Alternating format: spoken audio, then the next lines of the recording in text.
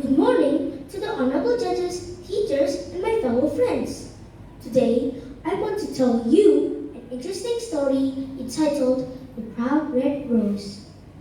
One beautiful spring day, a red rose blossomed in a forest. Many kinds of trees and plants grew there. As the rose looked around, a pine tree nearby said, "What a beautiful flower! I wish I was that lovely." Another tree said, "Dear pine, do not be sad. We cannot have everything."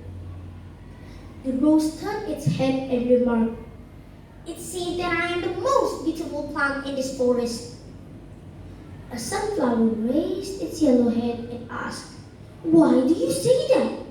In the forest, there are many beautiful plants. You are just one of them."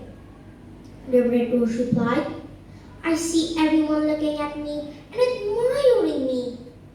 Then the rose looked at the cactus and said, "Look at that ugly plant full of thorns."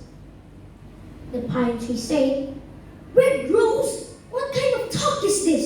Who can say what beauty is? You have thorns too." The proud red rose looked angrily at the pine and said, "I thought you had good taste. You do not know what beauty is at all. You cannot compare my thorns to that of the cactus." What a proud flower, thought the trees. The rose tried to move its roots away from the cactus, but it could not move.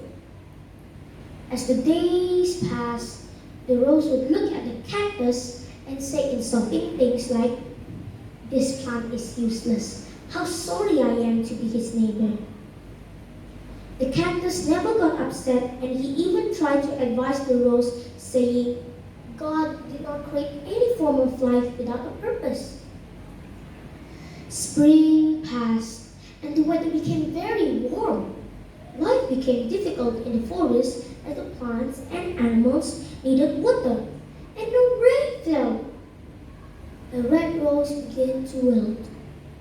One day, the rose saw sparrows stick their beaks into the cactus and then fly away. Refreshed! This was puzzling. The rose asked the pine what the birds were doing. The pine explained that the birds got water from the cactus. "Does it not hurt when they make holes?" asked the rose. "Yes, but the cactus does not like to see any birds suffer," replied the pine. The rose opened its eyes in wonder and said, "The cactus has water?" "Yes, you can also drink from it. The sparrows can bring water to you if you ask the cactus for help." The red rose felt too ashamed of its past words and behavior to ask the cactus for water.